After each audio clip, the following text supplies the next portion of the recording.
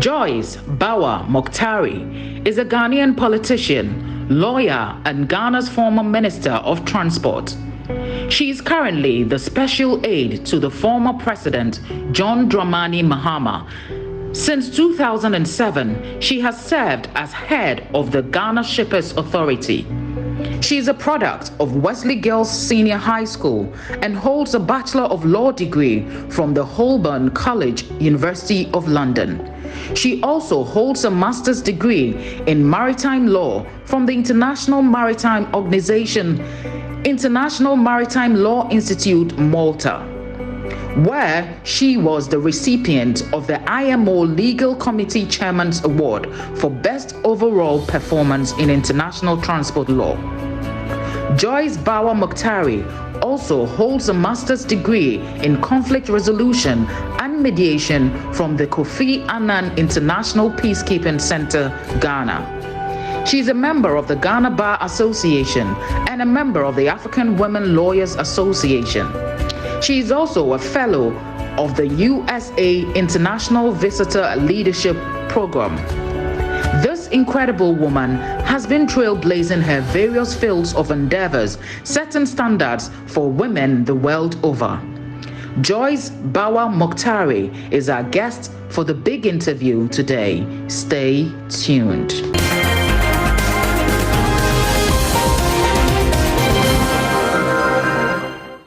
You see who my guest is? She sees it right here.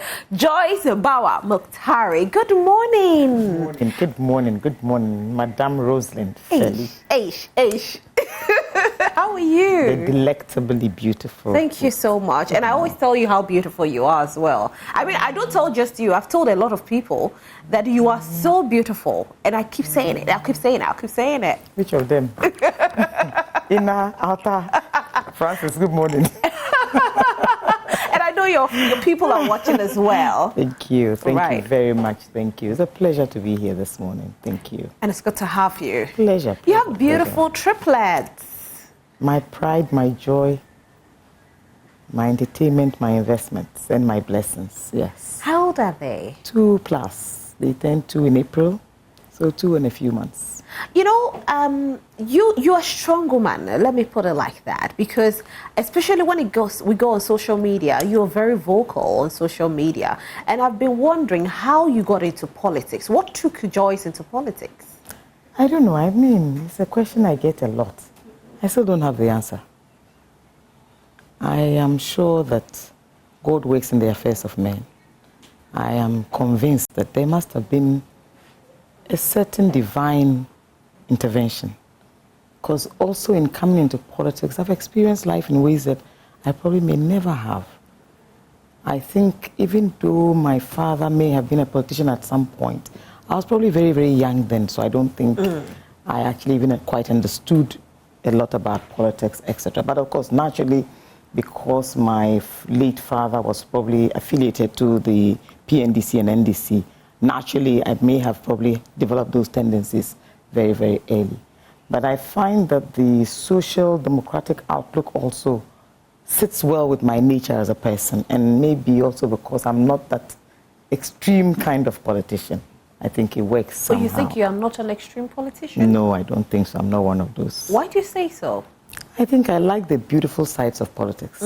Maybe I don't like the very aggressive sides of it. So I try very hard to find a balance in between. And I think somehow I've carved a certain niche that works for me and sits well with Adishitu's personality.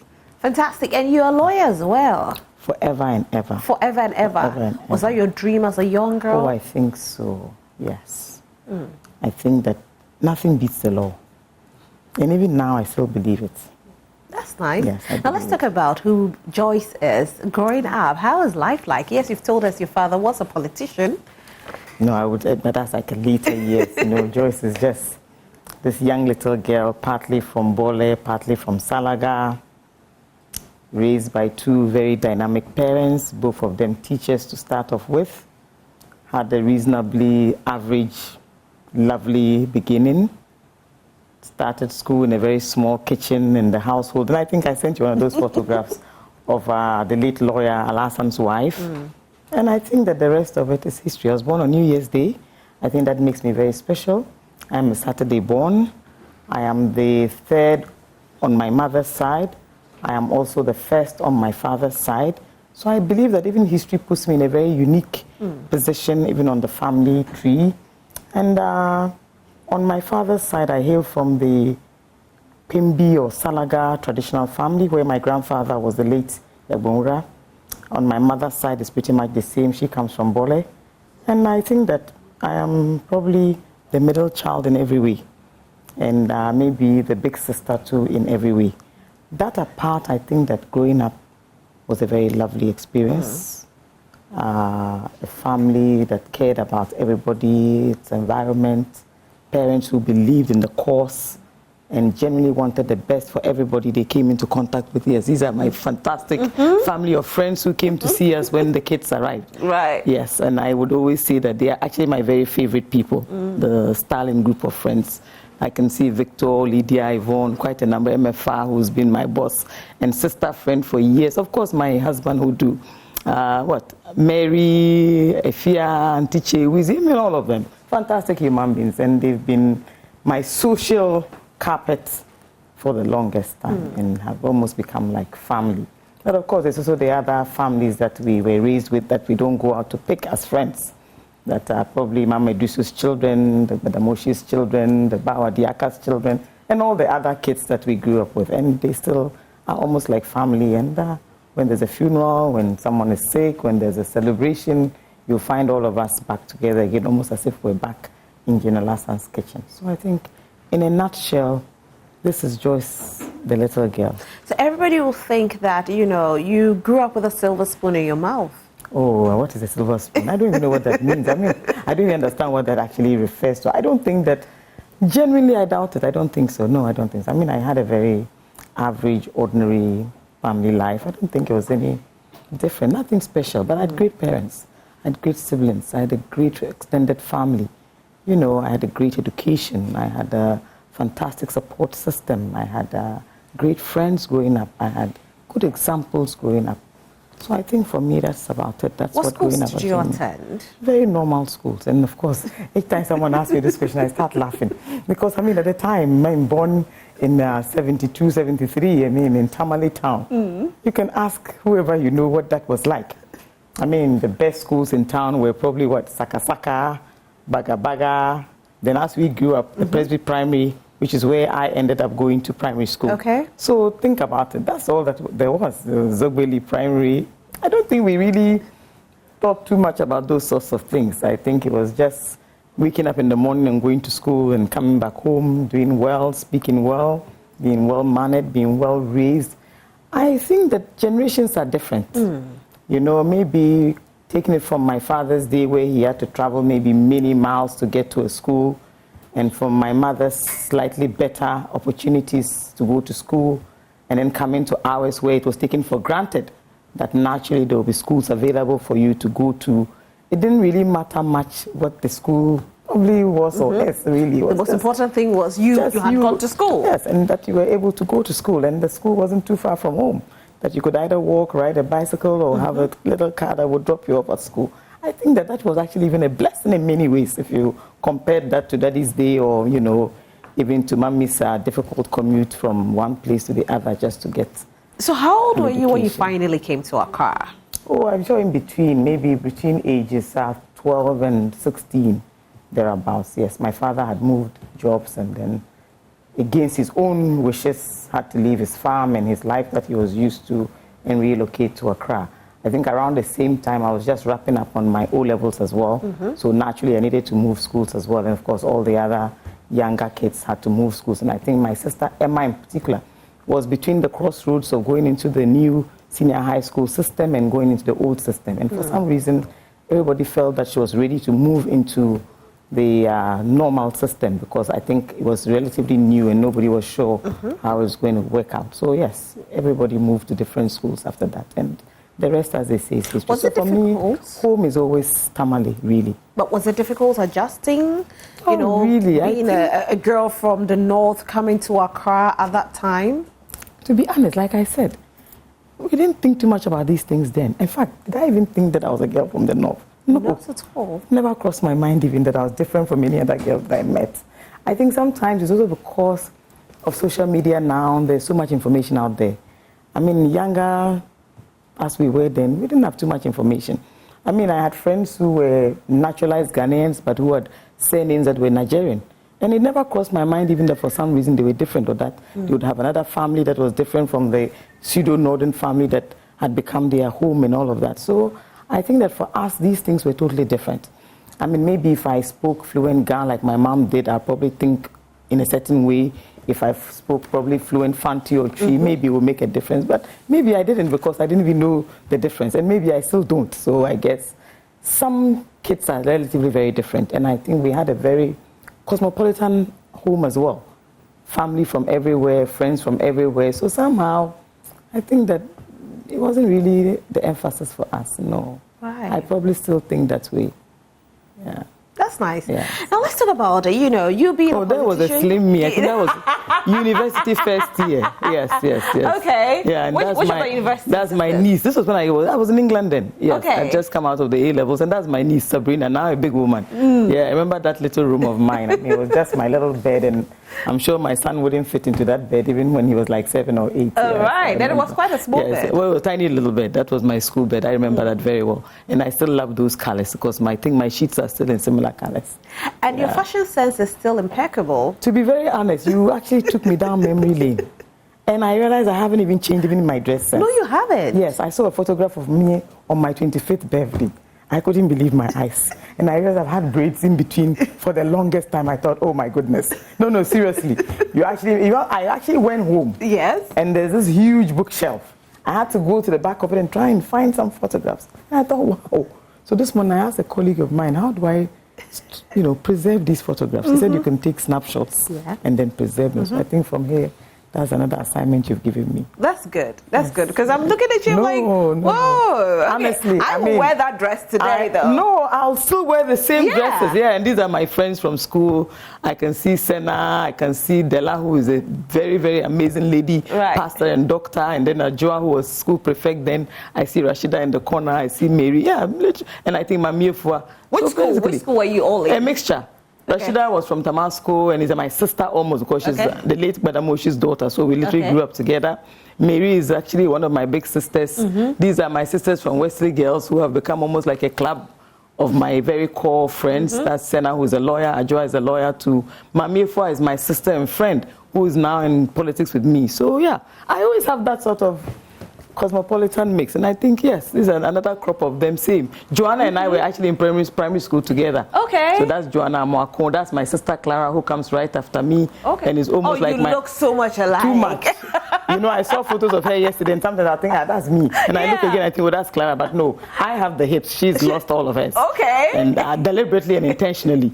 I think went on a slimming course or something. And it's always on a slimming course. Okay. The difference is that I don't mind staying in shape, but I don't want to become totally transformed. I miss the days when I could be as dry as her, but I think I can live with it. And of course, this is our lovely friend of a Fatah fame who makes really amazing clothes. This was his 50th birthday. There's so many of them. So yes, she comes right after me. One thing that I ask all the time is how a politician can be married to a politician. How do you do it? Let me say that he was a politician when I met him. Okay. Yes, he's always been very interested in his politics. And I think I met him even through his politics. And I was always the very calm professional who just enjoyed the intellectual side of my life and not so political. But I think a combination of him and a combination of my family may have actually brought them all to bear, and of course didn't make it seem like a very daunting prospect going into it. But you see, maybe being a professional first. And I met the former Attorney General, the Honorable Ayiko, too, a few days ago when he came to call on the old man. You see, that's my handbag now, even taller than I am. He's even taller than you. Yeah, oh, he's a big man and plays a lot of basketball. Great kid. And then, so I said to myself, that's very, very interesting. He looked very normal, going about his normal business. And it actually mirrored my sense of how politics should be. It's literally more or less a hobby sometimes, It can be a full-time job. It can also be a politics, not necessarily of a partisanship, but that is of an awakening, certain consciousness of what the environment should be like, ought to be like. You see, maybe sometimes we give it the wrong definitions, and so it doesn't play out as it should. But if you understand the politics to mean a certain contribution, because you see, I tell people, in my old life, I was a fantastic professional. I did a great job. I made good money. I met amazing people. I traveled the best parts of the world. But there's one thing that politics gives you that no job would ever give you. Platforms like yours. What would you be looking for a maritime lawyer like me for? If I had stayed in my corner at my desk? I probably would have relocated maybe to London or to Rome or to the US, maybe to the WTO, something like that. And maybe every now and then you read about me in dispatches and think, oh, there's this Ghanaian sister of mine who is here. But most people will probably not be able to relate to you. I mean, I meet all my friends who stayed behind. They're almost like strangers. When they come here now, you meet for lunch. When you're in their places, you meet for lunch or dinner. That's about it. You'll be surprised that when I even pick up a phone and call and say, oh, you know, pass me some business, they don't even know what you're talking about because they can't relate to that aspect of it anymore. So I think politics also brings it home to you in a way that most other opportunities don't. And I think that we don't give it enough credit for what it adds on to our otherwise very normal lives. You know, if it's about intelligence, there are many intelligent people. If it's about high IQs, there's so many other people. It is not everybody who even comes into politics and even makes a success of it. Right. You understand? So it takes a certain combination of all sorts of factors. So we belittle the contribution of politics. I mean, think about it. All the people that you hear their names today, maybe they were not even the greatest of students. Maybe they were not even the brightest sports. Maybe they didn't even have any other careers, for example. But some have become very positive examples, even attaining iconic status because they came into politics. If you do it right. And affiliate the right way. The right way. And use it for the right purposes. You'll be surprised that you will probably enjoy it and not attract all the unnecessary flack and all the other negative things about it. And I think that that is the nature of politics that I actually like and the example that I want to be. And I think that the platform gives me that opportunity to do just that. You know, a few days ago, I spoke to a journalist in the Upper West region. And then he said, you know, the only reason why you hear about it now is because I'm in politics. After the politics, who cares what I do with my private time? So yes, I mean, there are some things that politics can do for you that no other job does for you. I mean, if you made donations as a private senior lawyer, as a private director of an agency, as an international consultant or whatever. I mean, take, for example, my father, Ibn Chambers. We remember him more for his politics in Ghana than all the other exploits that he's gone through. And every time you see a photograph of him, it will probably propel you back to who he used to be on the political arena. So I think that genuinely there are some very good sides to politics, not just all the negatives, but I'm also hoping that as we go along, we'll build more character into the nature of our politicians. And eventually, young people will see it for the positive aspects more than the negativity that is associated. Now, you know, I think somewhere in May, when some of the portals reported that you had left John Dramani Mahama to campaign for your husband. Do you heard about it? I mean, what is a woman who is blessed with such an amazing man supposed to do? And you see, like I said, if I hadn't come into politics, who would know?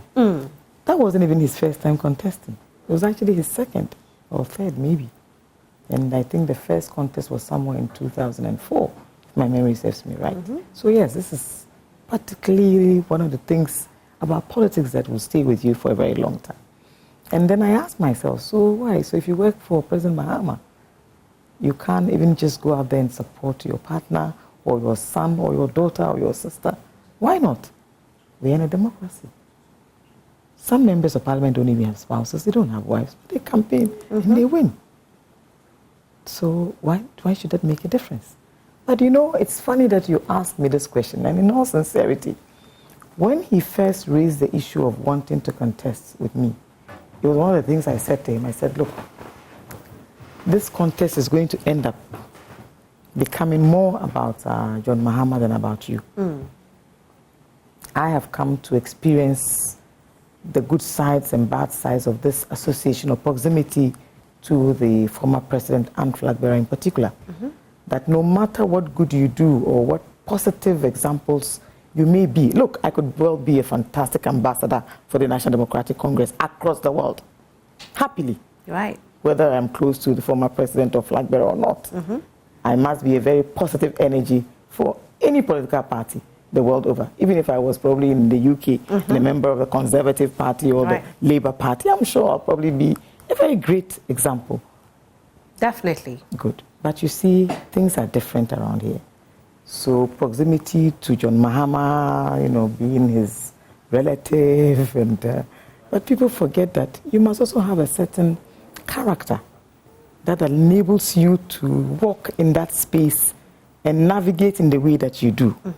I've seen many people who are just close aficionados of leaders.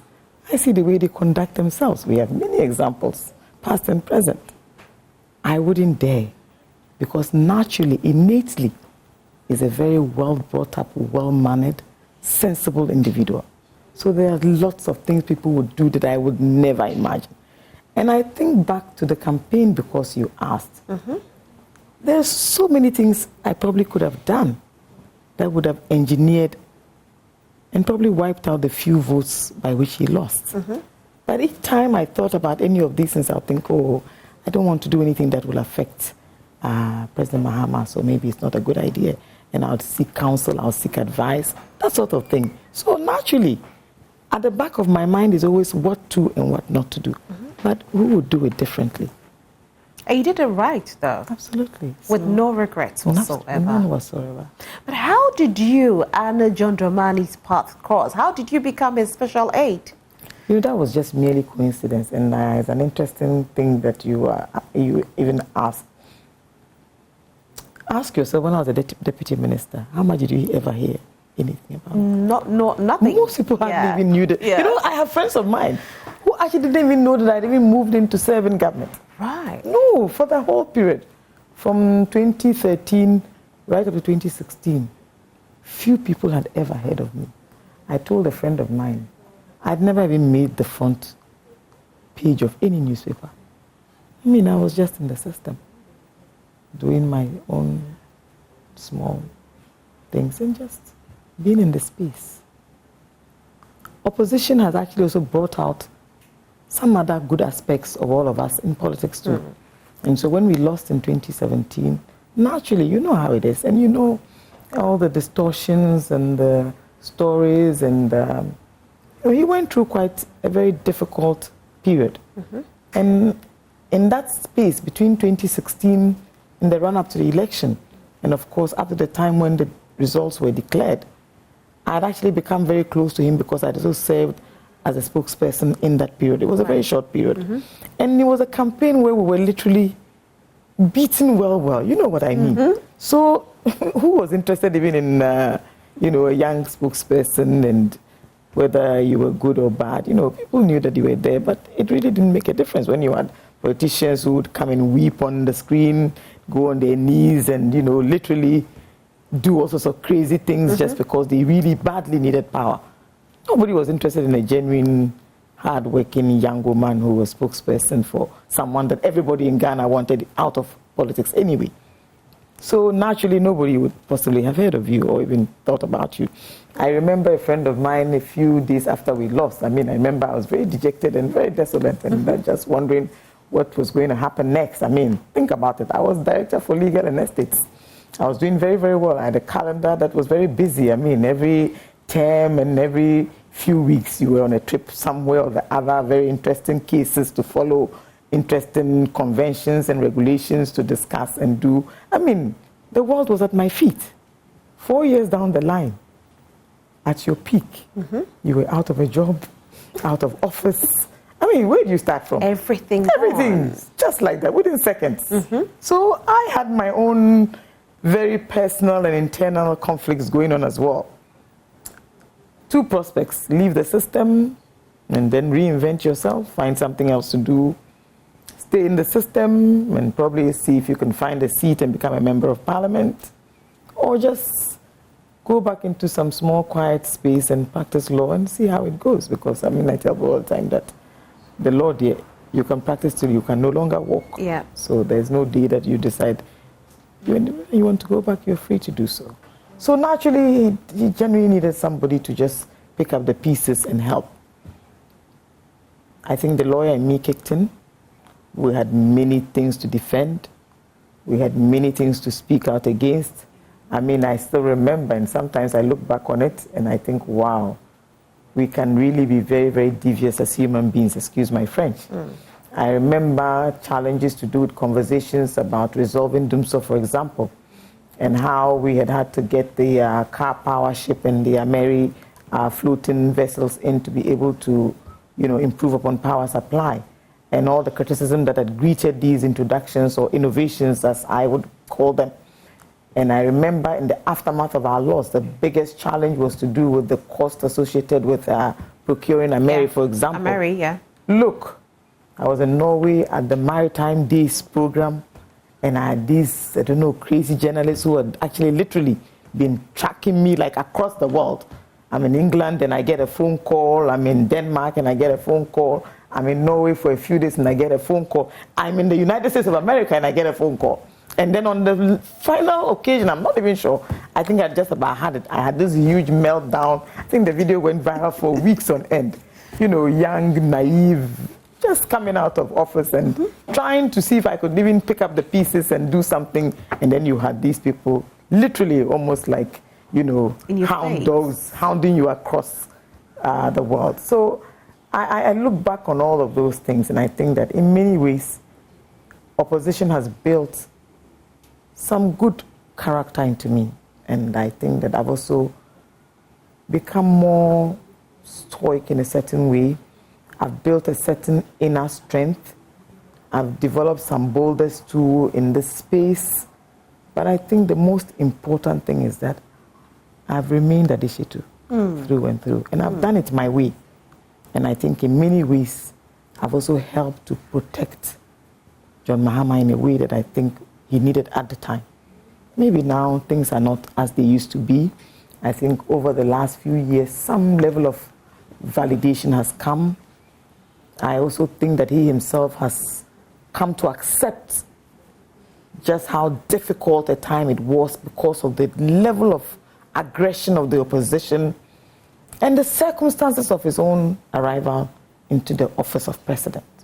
I mean, you're somewhere probably minding your business, and then the presidential candidate decides, of all people, to invite you to become his running mate. You go on to win an election, and then ill health will not allow the boss even to execute his responsibilities as he should, and then you have to step in all the time, and then unfortunately and sadly, he passes on the job, and then you have to step in and then go with another person that you probably did not even campaign with. Right. But because of circumstances, you would have to go into office with a totally new environment, new individual, new people, and then a huge responsibility in a very difficult period when the country was also going through issues regarding shortage of power and all of that. So maybe being close to John Mahama also allows me to do some introspection.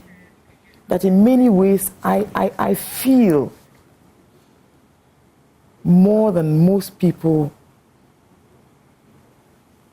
the verge of the history that he stood on, the huge shoulders that he had to step into, the preparedness that he had no options but to take on, and the huge responsibility that accompanied it, coupled with a very difficult and cynical opponent whose voice was so loud that even in most cases would drown out whatever effort you were trying to make. And so when I see calls now about, coming together to try and help government and all of that, there's a joke I crack all the time that, power shortages were things that we all face. When I relocated with my family here in the period of former President Kufuor, it was the one thing that I couldn't stomach.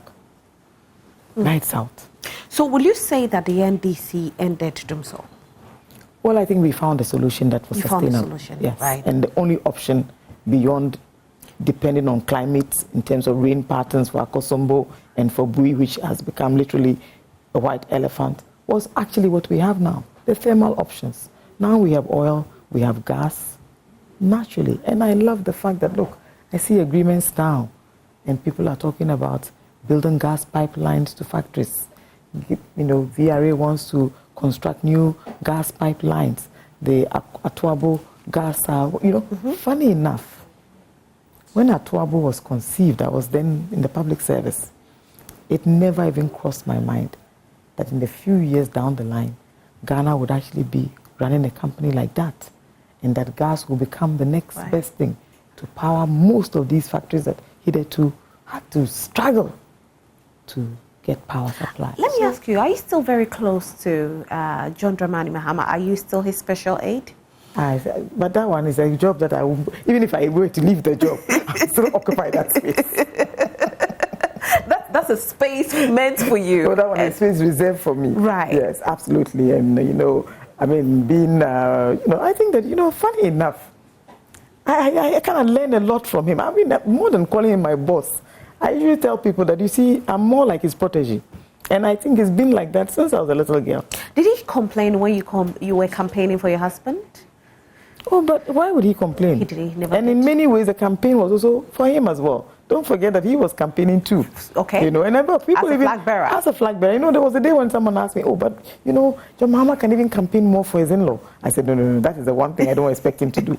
I mean, no. Right. That's, you know what I mean. It was a kind of very rather awkward situation. And, you don't want to stifle people's interest in what they want to do or what they don't want to do. But yes, I mean, that certainly played a very big role in why Udu wasn't very successful, because I knew that he would, and eventually it played out that way.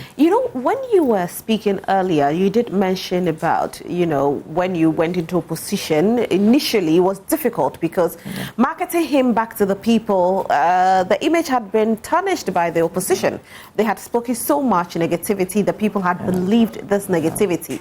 And you said now things are different. Will you say the Ghanaians have now accepted the new John Dramani Mahama? They know who he really is, and so you don't have to put in too much effort to sell him to the people? I would put it differently. You see, John Mahama is a very different kind of individual. And maybe this is also probably because of our own orientation as a people. We are raised very humble, in many ways, very respectful. You're supposed to comport yourself a certain way. And John Mahama comes from that tradition. A very old family, many children, discipline is important, structure is important, control is important, learning how to speak respectfully and, you know what I mean. Try not to hurt people's feelings and all. Don't forget, look, there were times when you would be from a family that maybe every other person benefited from. In our culture, for example, people whose parents were well-to-do, which is not the well-to-do that you would call the silver, whatever you want to call it, and everybody else's child is welcome to your home. They'll eat in your home, they'll live in your home, they'll go to school with your kids. That is the household that John Mahama comes from.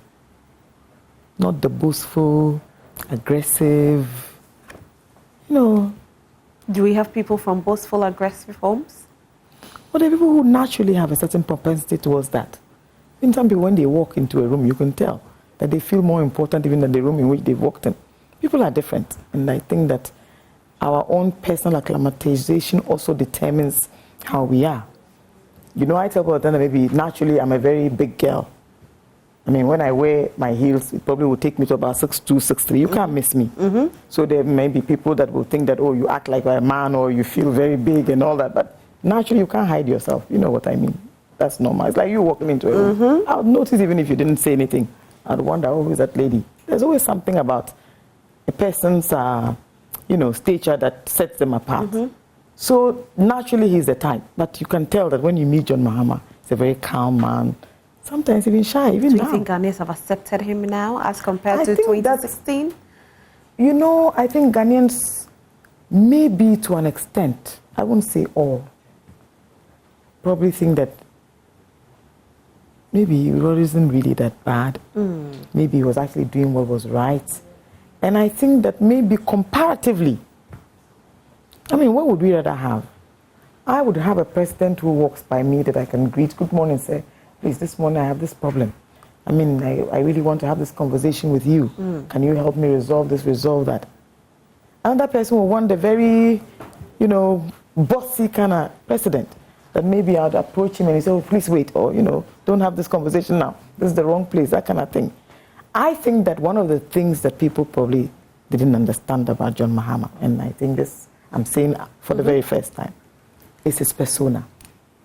This very calm individual, soft-spoken, and so maybe sometimes when you're like that, people tend to think that you're weak, or that you are very laid back, etc.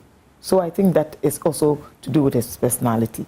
It could also be because of his background, you know, someone who is in comms, who is in PR, for example. You all carry yourselves a certain way, like I say. And then lawyer, they also carry themselves a certain way. When he wears that trouser leave, please, or wears that babe, or wears that wig or gown, you know what I mean. Right. You know, I tell people all the time, that's a lawyer, even a small time one. Charlie, you will love them when you meet them. That's so true. Oh, I'm serious. That's very true. Oh, yeah. We have some messages coming in. Gladys Doe says, the woman I admire always Hank, the lad. one of my ultimate favorite people. Says, good morning, JB, and may God bless you for the wonderful work that you're doing. Actor Nonverba from Hank. I know, right? yeah, that one for sure. Good morning, please. My name is Praise Nash from Tamale. Please greet my mentor and political role model in my dear NDC family. Please, I'll be very grateful if I could get her number. She's always joyful to watch. Okay, we don't know about the number. We can't promise you that, but let's see what will happen. You can also send in your messages. But you know, Gifty Auntie has a book called When Strong Women Cry. Yeah. You're a strong woman. What makes you cry, Joyce? Oh, you know, many things. On a more public side, I'll say suffering, inequality, injustice of any kind, poverty still makes me cry. Lack of access still makes me cry. Lack of opportunity for those who really need it still makes me cry. Lack of enough resources to go around everybody will still make me cry. But on a very personal side, you know, I'm one of those individuals that I mean, look, in everything that we do, God must have a very special plan for your life. So I had this beautiful dream that, yes, I may have married very late, but I was going to have this very beautiful family, 3 lovely kids, very early on, a wonderful career, just the kind of life that I imagined. Maybe I didn't want to have 6 like my mother, but I thought 3 would be beautiful. So yes, you do get married, and then I realized in a few weeks, actually, I've been married for probably 20 or 21 years, I think. Oh, wow. Yes, and to think that my son is only just 16, that should tell you just how long it took even before we had our first son, and how much longer it took between that first son and my amazing blessings, or my life story, as I call them. So think about it. 16 years. Wow. Yes. And that story is a subject for another day. We can summarize it here. When I tell you my journey. Tell us your journey. Secondary infertility, whose cause nobody could establish, the hospitals I've been to, the specialists I've had to engage, the number of times I've had to have direct insemination or in vitro fertilization. I think with the in vitro fertilization treatments, I probably went through maybe about 15, 16 of them between 2008. Yes. You did 15 IVFs? Oh, yes, maybe even more. Yes. And just as many surgeries, maybe about 3, 4 in between, just to be sure that everything was okay. Wow. Yes. So the only uneventful period for my life may have been between when I got married and when I had Camille. But even before I had Camille, I had to have major surgery because there was a need to have some corrective procedure. And yes, the doctor was right. Immediately after that surgery, a few months later, even contrary to doctor's advice, I found that I'd gotten pregnant and had him without any issues. I mean, I worked right through till the day he was born.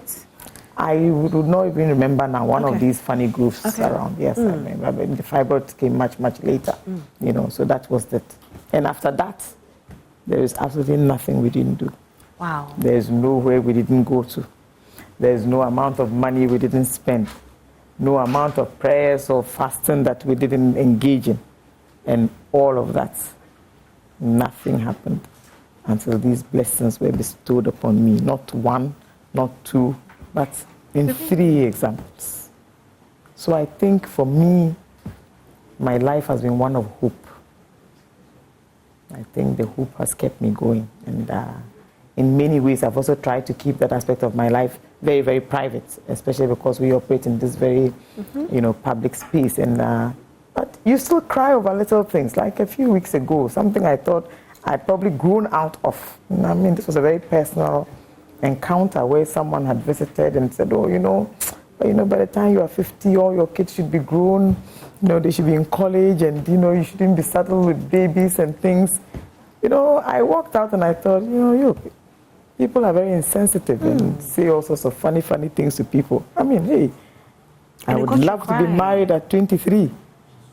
I would be happy if Camille were in college by now. Why not? Who wouldn't want to have that? Forgetting that my husband is actually almost 10 years older than I am. And that is his first son, who is 16.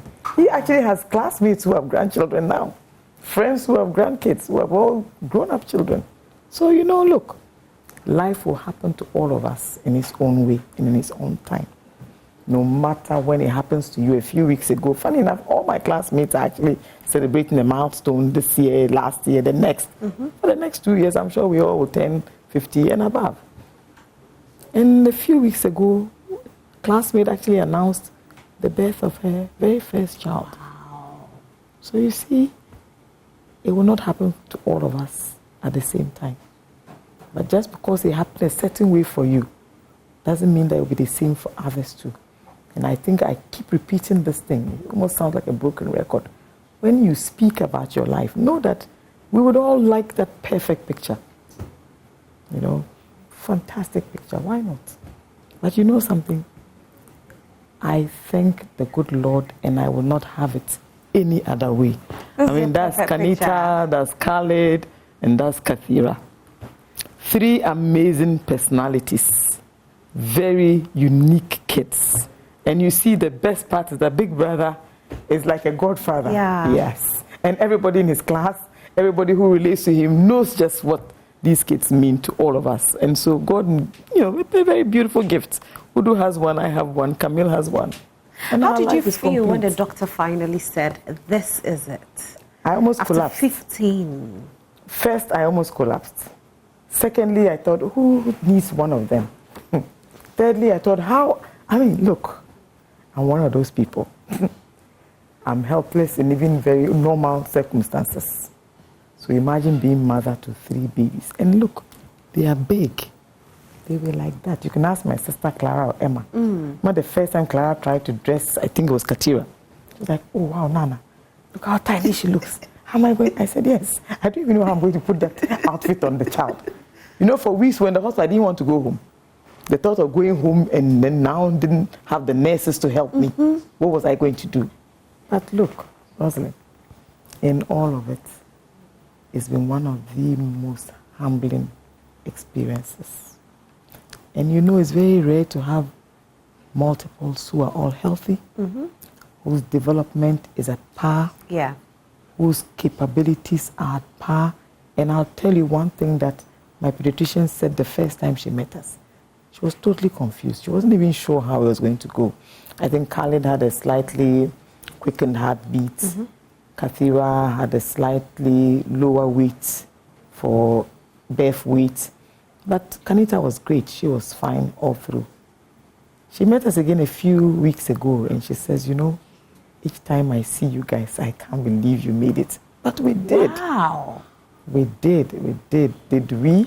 And you should see them now. I mean, they wake up in the morning, they're either feeding the dogs, or they are doing gardening, or they are helping. In fact, this morning they were helping Zach to clean the cars. There's always something to do. And then when I got here, I called them. They're all in Camille's room, and he's been away for a while. He went on an exchange program and he's just come back. So it's almost like Father Christmas has arrived. So for us, yes, this was us at 2.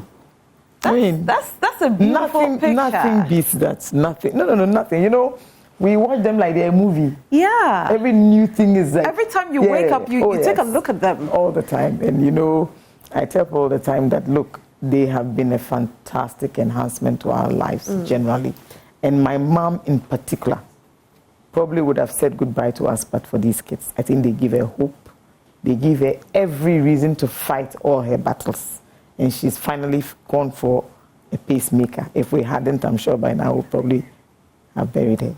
So I think that they've been a blessing, not just to us, but in many, many, many ways. Yes. You know, another thing, there are ladies, a lot of women out there who will try 1, 2, 3 and say, I can't do this again. Yeah. We know this takes a toll mentally, physically, and financially. And the emotional roller coaster. Was there a point that you wanted to give up? The people even many tell points. Many, many, many points. Many points. And like I tell people all the time, I could have built so many mansions. I could have built so many business. I mean, the cost of the treatment alone. You know, look, I had many treatments in Ghana. I had just as many treatments in Israel on the recommendation of a friend of mine who recommended a very beautiful fertility clinic in Israel. I went to one of the best fertility centers in Athens. It's called Genesis. Wow. And you can Google it. Fantastic place where they combine a certain Christian /science to treat women in my category where you can't explain the infertility, for example. I mean, my uncle in Florida, I have been round the mill. But you see,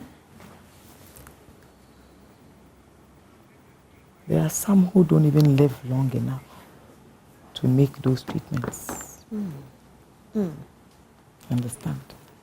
And some would finish those treatments and develop all sorts of other complications and many other things. And that is the story of Joyce Bawah Mogtari. For those of you who have seen her around, you've seen her on social media, you've seen her behind the former president John Dramani Mahama, you've seen her. And I must confess, it was one of my biggest moments. I thought that was a fantastic program.